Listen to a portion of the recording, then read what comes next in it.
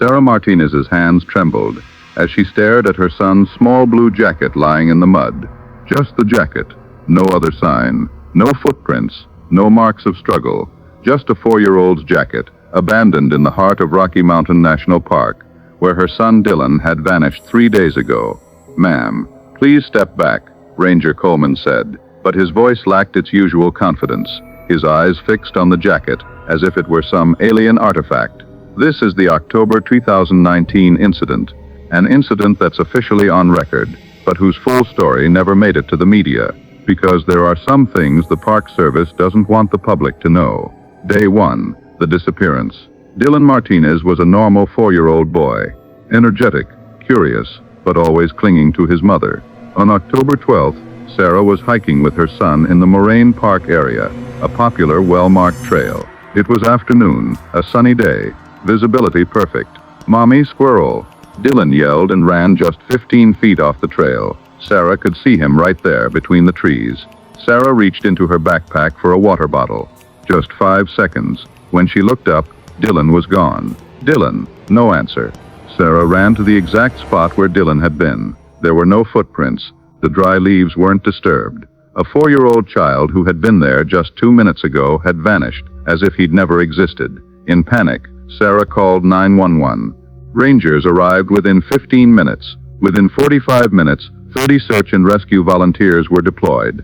Sniffer dogs were brought in, the best-trained German shepherds, with perfect track records in missing persons cases. But the dogs did something strange. They went to Dylan's jacket, sniffed it, then stopped. Confused, they began circling. The lead dog, Bruno, suddenly sat down and started whimpering. The handler had never seen Bruno behave this way in 15 years. "The dogs aren't picking anything up," the handler reported over radio. "It's like the scent just stops, completely, mid-air." Ranger Coleman's face hardened. He'd seen this pattern before. Day 2, the impossible search. By morning, over 200 volunteers were in the forest. Helicopters with thermal imaging, drones, the FBI's Child Abduction Rapid Deployment Team, media trucks lined up outside the park. Sarah hadn't slept all night. Her eyes were swollen, her voice hoarse from screaming. "He's just a baby," she kept saying. "He must be so scared, so alone, so cold." Dylan had only a light jacket. The temperature had dropped to 35 at night. Search teams covered a 5-mile radius. Nothing was found. No broken branches, no footprints, no torn fabric. A 4-year-old child who probably couldn't walk even 1 to 2 miles on such rough terrain had dissolved into thin air. But the strangest thing was what Ranger Coleman didn't tell his team. He'd seen something near Dylan's jacket in the mud. Barefoot prints, but adult-sized. And those prints led away from the trail, straight toward the mountain face, where climbing was impossible without equipment. Coleman quietly took photos and filed them away. He knew if this got to the media, panic would erupt. And he also knew this was a pattern, the same pattern he'd seen in another case, 7 years ago. That case was also a 4-year-old child. His body was never found. Day 3, the discovery, 6:30 a.m. Sarah sat in her car, numb, hopeless. Search teams were now talking about a recovery operation, meaning finding a body, not a child. Then the radio crackled. "Base, this is Team 7. We have something. Northeast Ridge. 12 miles from last known position. 12 miles. It would take an adult hiker 2 days to reach there. Rough terrain, steep climbs, rivers, dense forest. What did you find?" Base asked. Silence on the radio. Then, slowly, "We found the boy. He's alive." Sarah's world stopped. She ran, got in the helicopter. 15 minutes later, she was on the Northeast Ridge, a place in the completely opposite direction from the trail, atop a mountain that required specialized climbing equipment. And there, sitting on the rocks, was Dylan, barefoot. His shoes were gone. His clothes were somewhat muddy but surprisingly clean. No scratches, no injuries, no dehydration, and he was smiling. "Mommy," he said in a chirpy voice, as if he were on a swing in the park. Sarah grabbed him, breaking down in tears. "Baby, where were you? How did you get here?" Dylan said innocently. "The nice lady took me for a walk." Sarah's blood ran cold. The aftermath. Questions without answers. At the hospital, doctors were shocked. Dylan was perfectly healthy. No hypothermia, no frostbite, no signs of trauma. He ate and drank normally, as if he'd just had breakfast. "Medically, this doesn't make sense," the lead doctor said. 3 days. Freezing temperatures. No food.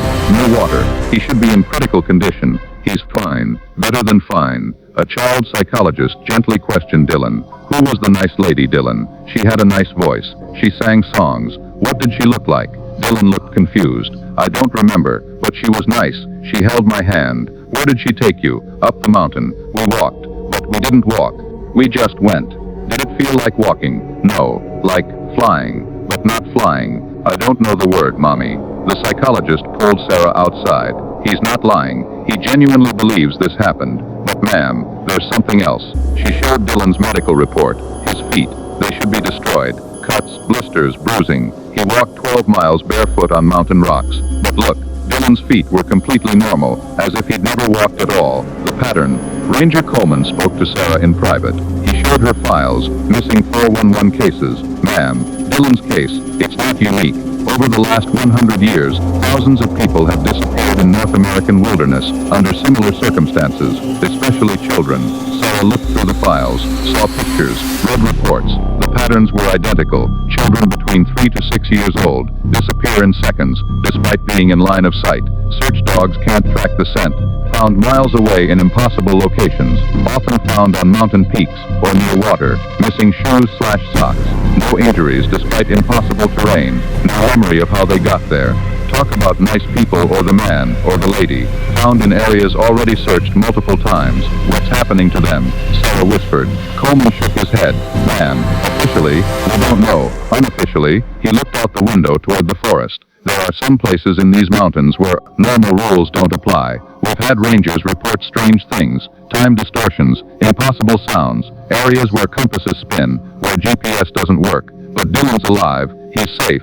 He's one of the lucky ones, ma'am. Most children we find them too late, and some we never find at all. The silence. The Park Service officially reported the case as lost child found safe.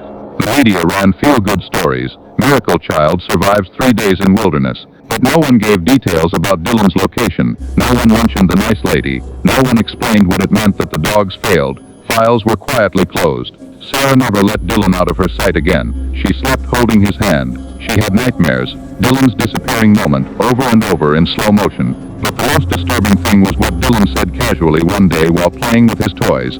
Mommy, the nice lady said she'll come back. What? She said, see you soon, Dylan. And she left me on the mountain. Sarah's heart sank. Sweetheart, she's not coming back. Dylan smiled, that innocent, childish smile. She will, Mommy. She promised. She said all her friends come back. Epilogue, the truth we don't speak. David Paulides, a retired police officer and researcher, has investigated missing 411 cases for over 20 years. He's collected 1,600-plus documented cases. The Park Service doesn't officially acknowledge them. Rangers are trained. Discourage visitors from going off trail. Report unusual animal behavior. If search dogs refuse to track, note it but don't discuss publicly. And one unwritten rule. If you find stairs in the forest, standalone stairs, leading nowhere, do not climb them, do not touch them. Report the location and move on. Dylan's case is officially closed. A success story. But in Ranger Coleman's files, Dylan's name is on a list. A private list. Returned children. The children who came back. Out of 1,600 missing 411 cases, only 200 came back. And of those 200, 47 went missing again. Some within weeks. Some within months. Some years later. Sarah doesn't know this. Maybe she'll never know. But every night when she watches Dylan sleep, one question tortures her. Who was that nice lady, and what does she want?